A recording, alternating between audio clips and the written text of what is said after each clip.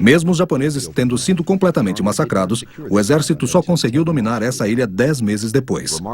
Extraordinariamente, alguns japoneses ficaram dentro de cavernas por mais de um ano após o desembarque dos aliados.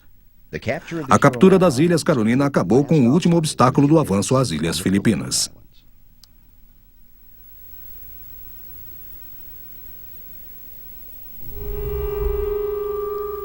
Quinto ato. Operação King II.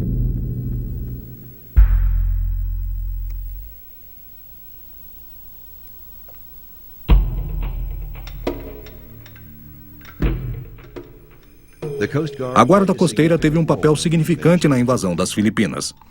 Os cutters e os transportadores da Guarda Costeira participaram de quase todas as ações anfíbias nas Ilhas Filipinas. Eles sofreram com os ataques kamikazes junto com o resto da frota.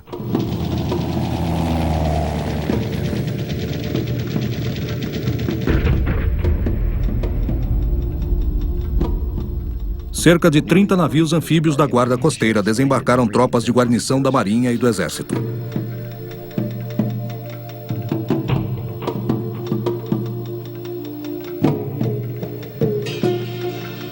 Sob o codinome King II, a operação contava com 738 navios e uma força de desembarque de mais de 193 mil tropas. Convergindo de inúmeras bases no Pacífico, elas se formavam nas ilhas. Nessa enorme frota estavam 35 navios da Guarda Costeira e mais outros 7 com uma parte da tripulação da Guarda Costeira. Os navios da Guarda Costeira incluíam 5 transportadores grandes, 2 navios de carga de combate, 10 fragatas e 12 LSTs.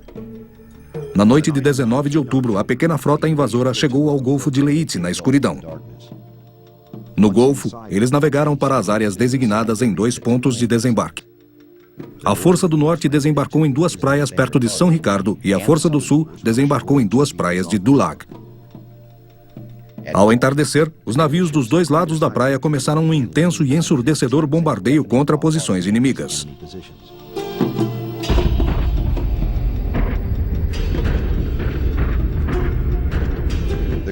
A tripulação do Leonard Wood foi para os quartéis generais às 7 horas. 1 hora depois, Wood chegou à área de transporte. Às 8h16, os homens baixaram os barcos e cerca de 2.500 tropas a bordo começaram a desembarcar às 9h15. Os outros transportadores da Guarda Costeira, veteranos de várias campanhas, enviaram seus homens rapidamente. O Aquarius acionou um LCVP para uma missão na praia executada por 4 homens. Esses 4 guardas costeiros foram os primeiros homens a chegar em Leyte depois do bombardeio. Os japoneses não lutaram tanto contra os desembarques como previsto. Alguns disparos quase atingiram os navios da Guarda Costeira, mas nenhum sofreu danos. Não houve oposição aérea até mais tarde, quando chegou o vento divino dos kamikazes.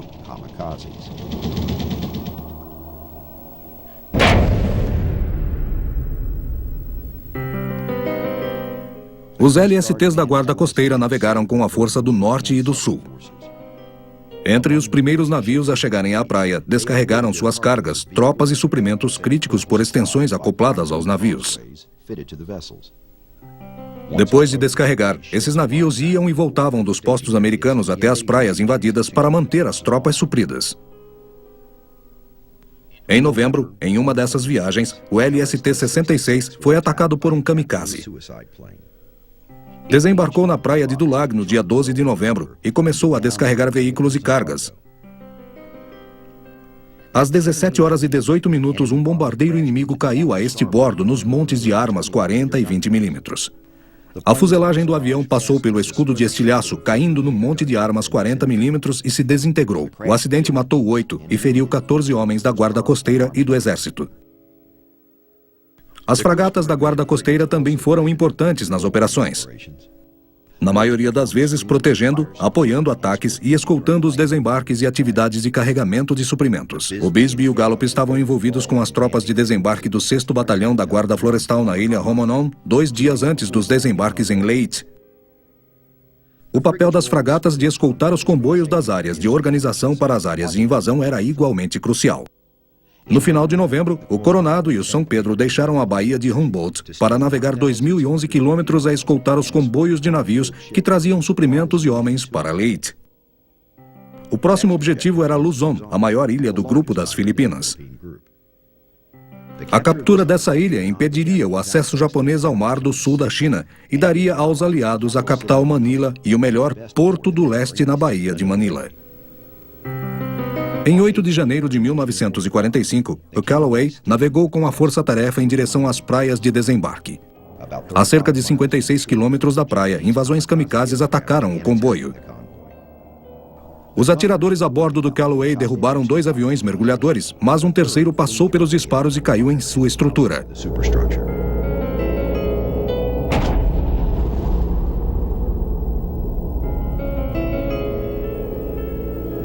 O fogo espalhou-se pelo navio e envolveu os homens em suas estações. Grupos de incêndio rapidamente apagaram o fogo, mas as chamas mataram 29 e feriram mais 20. Nenhuma das tropas a bordo ficou ferida, e os danos no navio foram leves.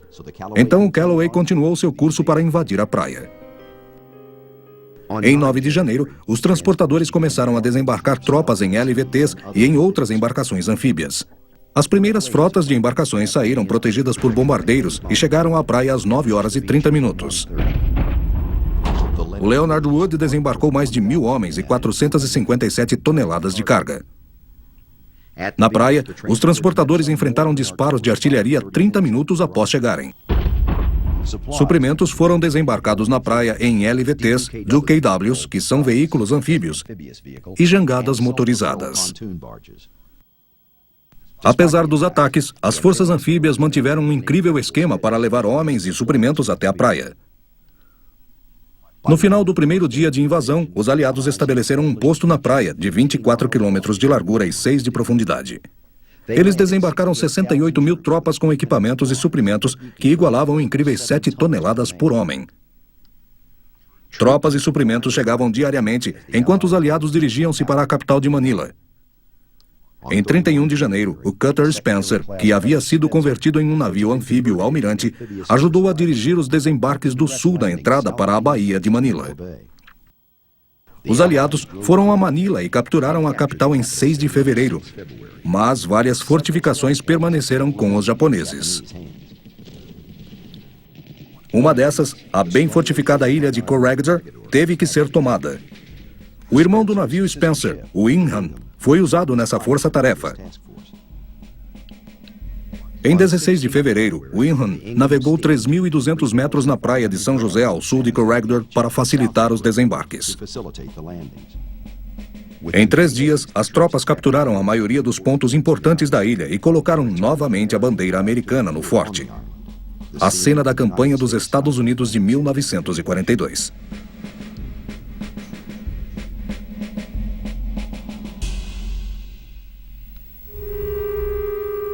Sexto ato. Chás quentes.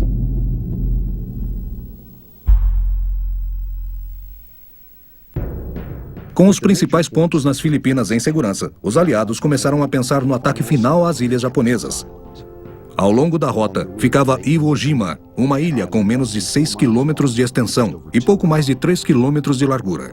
Os planejadores dos aliados acreditavam que a captura dessa ilha vulcânica fosse necessária para formar uma base aérea de emergência para bombardeiros pesados que retornassem de missões no Japão. Além do mais, os pilotos poderiam voar de Iwo Jima e dar cobertura no ataque a alvos em qualquer ponto até o Japão e voltar. 900 navios navegaram com as numerosas escoltas da Quinta Frota, apoiando a operação. Os navios transportavam forças expedicionárias de mais de 70.000 fuzileiros navais, cerca de 4.000 homens da Força Naval e mais de 36.000 tropas de guarnição para atacar uma guarnição japonesa de 21.000 soldados determinados. Os aliados definiram 19 de fevereiro como o dia D. As forças de ataque chegaram pelo sudeste da ilha para colocar soldados em 7 praias pré-determinadas, em uma distância de apenas 3.200 metros. Sem recifes ao redor da ilha, a chegada parecia ser fácil.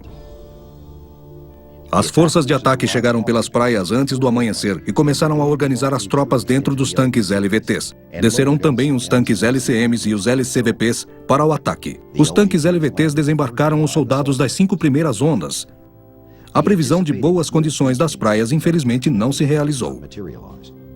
As ondas quebravam diretamente na praia, avariando as embarcações e carregando-as de lado até lá. Não demorou muito para a praia ficar cheia de veículos. Os que conseguiam chegar até a praia tinham dificuldades de entrar nela e também ficavam destruídos ou perdidos. Os guarda-costeiros acharam necessário parar os veículos antes da chegada à praia, para impedir que batessem muito forte nela. Os homens que deveriam consertar essas embarcações e deixar a praia livre não permaneceram ali. Tudo isso devido ao intenso ataque japonês. Por causa disso, os timoneiros das embarcações resolveram descarregar e recuar. Os destroços fecharam a praia para qualquer veículo menor que um LCT, até que os outros barcos limpassem a praia para novas tropas e suprimentos. A guarda costeira mandava divisões da marinha junto com seu equipamento, escavadoras, veículos, rações, armas pequenas, água, praticamente tudo que era necessário para manter as tropas avançando. Uma das imagens mais marcantes da captura da ilha é a dos fuzileiros navais hasteando a bandeira americana no Monte Suribachi. Um dado curioso, tanto o LST-779 quanto o 758 reivindicam a honra de ter cedido a bandeira usada no monte. A última missão anfíbia dos guarda-costeiros era em Okinawa. A Operação Iceberg procedeu seguindo a mesma fórmula de outras bem-sucedidas missões dos aliados. Antes da invasão, aviões e navios bombardearam a ilha por 9 dias. A guarda costeira tinha um total de 56 navios no ataque, e mais 6 cruzadores que acompanharam as forças invasoras. A Força-Tarefa Anfíbia chegou às praias na manhã de Páscoa, 1º de abril de 1945. Os japoneses preferiram não defender a praia. Os ataques kamikazes foram a primeira ameaça enfrentada. Durante esses ataques, um kamikaze acertou o LST-884 da guarda costeira. O ataque danificou o local onde estavam as munições. Destruído pelo fogo e explosões, o comandante ordenou que todos abandonassem o navio. Mas o ataque custou a vida de 24 homens. Os soldados da praia travaram sua própria batalha com um inimigo oculto. Os corais da praia de Okinawa complicaram o descarregamento de suprimentos. Os LCVPs e os LCMs só tinham 6 horas por dia, perto da maré alta, para descarregar o barco. Devido à grande necessidade da campanha, a equipe da praia achou que precisava descarregar o máximo de barcos possível na maré alta, empilhar os suprimentos na praia e então levar o material para a terra na maré baixa. Isso mantinha o transporte ancorado por um longo tempo, tempo suficiente para que os pilotos kamikazes atacassem a frota. A guarda costeira continuou ativa com as forças anfíbias até a rendição do Japão. Depois, navios menores fizeram várias operações com as forças de ocupação, incluindo a busca por minas. Os transportadores da guarda costeira terminaram seu trabalho no Pacífico, levando milhares de homens para casa em viagens no tapete mágico. A guarda costeira contribuiu enormemente para os esforços da guerra, como parte das forças anfíbias no Pacífico. Os homens dessa pequena parte do serviço militar provaram ser tão valiosos quanto o restante do exército. Quando a guarda costeira retomou as atividades normais em 1946, o secretário da Marinha James Orrestall afirmou que, durante a guerra, a guarda costeira conseguiu um grande respeito e apreciação da Marinha. Sua performance foi, sem exceção, muito fiel às mais altas tradições da Marinha.